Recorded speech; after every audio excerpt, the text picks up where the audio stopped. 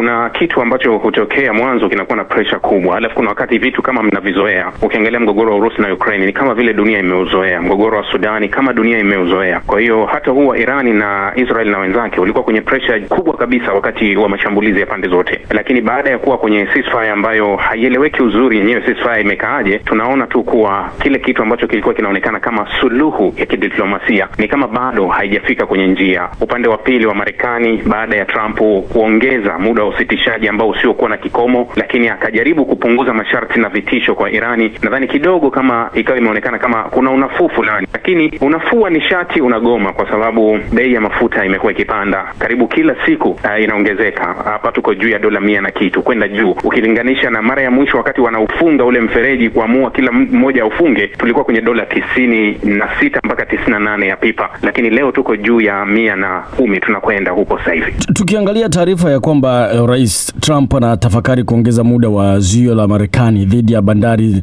na usafirishaji wa mafuta kuelekea Iran kwa miezi kadhaa, unadhani italeta athari gani duniani kote sasa? Bila shaka tangazo la Marekani na kile kinachozungumzwa na vyombo vya habari vingi vinaonyesha kama ni tishio kubwa sana upande wa Iran hili zuio, lakini ukiangalia kwa picha moja utaona kuwa ni kama linatengenezwa kisiasa zaidi au linakuzwa zaidi katika kuonyesha kuwa huenda madhara yakawa hayo, lakini uhalisia unakuwa ni tofauti sana na kile kinachoonekana. Wakati Irani inatutangazia kufunga ule mfereji wa Hormuz na Marekani kuweka blockade, mafuta yalikuwa kwenye bei ya 96 98, leo hii tuko juu sana. Kwa hiyo kama ni kweli kuwa blockade ya Marekani inasaidia kuidhibiti Irani, basi angalau dunia ingepumua, lakini tunachokiona kuwa dunia ndio inazidi kuumia. Sasa mara kadhaa nimekuwa nikiuliza kuwa tunaweza kupita kwa muda gani katika njia hiyo, kwa sababu hii njia Irani wameizoea kupita. Irani wamepita kwenye hii njia kwa miaka zaidi ya 40 ndani ya vikwazo vikali kabisa na vigumu, lakini waliweza kukaa. Sasa sisi upande wa pili ambao hatukuwahi kuishi hayo maisha, tunaweza kwenda nao kwa wakati gani? Ndio maana unaona kuwa kuna taarifa nyingi ambazo zinaendelea hivi sasa zinaonyesha kama kuwa Marekani leo Donald Trump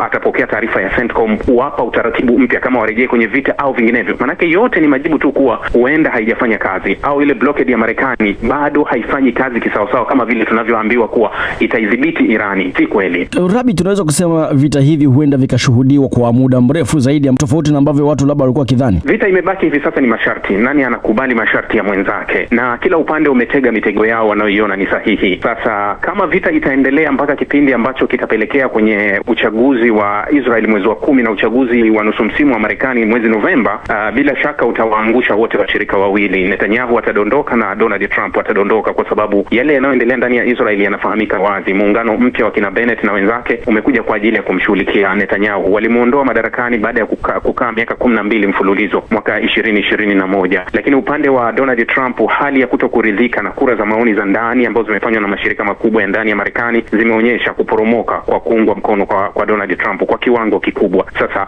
kama watabaki kwenye vita kwa muda mrefu, manake kuwa wao kwenye nafasi yao ni ngumu zaidi, manake kuwa wanatafuta njia gani iliyo bora zaidi ili waingie kwenye makubaliano ambayo yataamua au yataonyesha taswira yao nzuri kwa wapiga kura. Sasa unadhani jumuiya ya kimataifa imeshindwa kabisa kuzishawishi pande hizi zinazohasimiana ili kufikia mwafaka pengine mapema zaidi? Shida kubwa pia hapa iliyopo ni kuwa hiki kitu kinaitwa jumuiya za kimataifa na yenyewe ilikuwa ina upande wake kwenye huu mgogoro, na upande ambao ulikuwa unaakisiwa kuwa ulikuwa ni wa jumuiya za kimataifa ni upande ambao haujapata kile ambacho ulikusudiwa ukipate katika mwelekeo wa Epic Fury, yani katika vita haukupata kile unachokitaka. Sasa wamekuja kuwa na kama surprise ya upande wa pili, mara nyingine wanashindwa sasa wakae upande gani. Ndio maana unaona kwa upande wa huku hawapo wala upande wa huku hawapo, lakini kila wakijaribu kutaka na wenyewe angalau watumie nafasi yao kutatua hili tatizo, wanaumbuliwa na historia yao, kwa sababu pia na wao wamekuwa ni sehemu ya chokochoko au wamekuwa ni sehemu ya mgogoro huu ambao umekuwa mkubwa. Kwa hiyo hata imani yao na kuaminika tena kwa upande mmoja ambao umeshikilia turufu ndio inakuwa ngumu. Sasa hapo ndio jumuiya ya kimataifa ilipokwama, kwa sababu jumuiya za kimataifa ziliamua kutembea sana kwenye double standard, zikashindwa kutembea kwenye haki.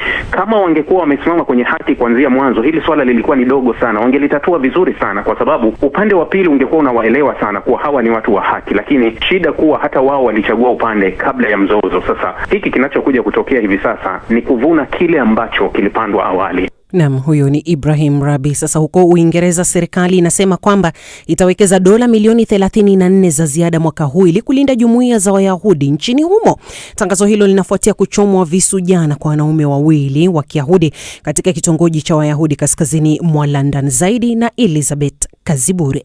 Wanaume wawili wa jamii ya Kiyahudi wamejeruhiwa vibaya baada ya kuchomwa kwa visu katika eneo la Golders Green kaskazini mwa London, katika tukio ambalo limeibua hofu na taharuki kubwa miongoni mwa wakazi wa eneo hilo. Mtuhumiwa katika tukio hilo ni mwanaume wa miaka 45, raia wa Uingereza mwenye asili ya Somalia. Inadaiwa kuwa alikuwa na kisu au kifaa chenye ncha kali na alionekana mwenye vurugu na hatarishi kwa watu waliokuwa karibu. Polisi walilazimika kutumia kifaa cha umeme, yani ili kumdhibiti kabla ya kumkamata kwa tuhuma za kujaribu kuua. Taarifa zinaeleza kuwa wakati wa kukamatwa kwake alikataa kuonyesha mikono yake na aliendelea kupambana na maafisa akijaribu kuwashambulia. Tukio hilo limetangazwa rasmi na Metropolitan Police kuwa shambulio la kigaidi na hivyo kuhusisha uchunguzi wa kitengo maalum cha kupambana na ugaidi nchini humo.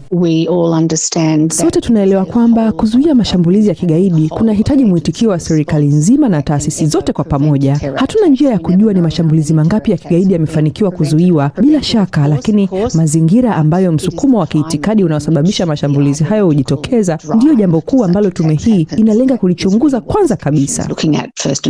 Kwa mujibu wa taarifa za polisi, majeruhi wametambuliwa kama Shalom Rand mwenye umri wa miaka 34 na Mosh Shine mwenye miaka 76. Wote walipatiwa huduma ya kwanza katika eneo la tukio kabla ya kukimbizwa hospitalini ambapo hali zao zimeripotiwa kuwa thabiti licha ya majeraha walioyapata. Mashambulizi hayo yalitokea alfajiri katika eneo linalojulikana kuwa na idadi kubwa ya jamii ya Wayahudi. Baada ya tukio hilo, polisi walifanya upekuzi katika makazi kusini mashariki mwa London, wakiamini kuwa mtuhumiwa huyo huenda alihusika pia katika tukio jingine la awali katika eneo hilo. Uchunguzi huo unalenga kubaini kama kulikuwa na mpango mpana zaidi au kama alitekeleza yeye peke yake mashambulizi hayo. Shuhuda mmoja aliyefahamika kwa jina la Daniela mwenye umri wa miaka 29 ameeleza kuwa alisikia watu wakipiga kelele wakisema ana kisu, kimbieni, hali iliyosababisha taharuki kubwa. Nimesikitishwa sana. Tuna wanajamii wengine wawili zaidi ambao ni waathirika wa shambulio hili la kikatili na tunawaombea wapone haraka. Hata hivyo tumejawa na hofu, tumechukizwa sana na pia tumeingiwa na woga, na huo ni mchanganyiko wa hisia tunazozipitia kila siku, mchana na usiku. Viongozi wa juu wa Uingereza wamelaani tukio hilo kwa nguvu zote. Waziri Mkuu Keir Starmer alilitaja shambulio hilo kuwa la kusikitisha na la chuki dhidi ya Wayahudi, akisisitiza kuwa vitendo vya aina hiyo haviwezi kuvumiliwa na ni tishio kwa mshikamano wa taifa. Waziri Mkuu anaelezea mashambulizi ya aina hiyo kuwa ni ya namna gani na ni nini serikali ya Uingereza wanachofanya. Haya ni mapambano ya kila mtu katika nchi kwa sababu yanahusu aina ya nchi ambayo tunataka kuishi ndani yake. Kwa hivyo ndipo ambao tunasimama na tunaunga mkono jamii yetu ya Wayahudi. Bila shaka tunafanya hivyo, lakini tunapaswa kulifanyia hili kwa mapambano makubwa zaidi. Hili ni pambano kwa kile ambacho tunaamini kwa aina ya nchi ambayo tunapaswa kuishi ndani yake na tunayoitamani kuishi ndani yake. Kwa hiyo haya ni mapambano yetu na ninaona ni muhimu sana tulitazame hili kwa namna hiyo. Zaidi ya hayo, Mfalme Charles wa III alipata wasiwasi mkubwa kufuatia tukio hilo na alituma salamu za pole kwa waathirika pamoja na kutoa shukrani kwa wahudumu wa dharura waliofika kusaidia. Kwa ujumla, tukio hilo limekuja katika kipindi ambacho kuna ongezeko la matukio ya chuki na mashambulizi dhidi ya jamii ya Wayahudi nchini Uingereza, jambo ambalo linaendelea kuzua mjadala mpana kuhusu usalama, mshikamano wa kijamii na hatua za kuchukuliwa ili kuzuia matukio kama haya yasijirudie tena.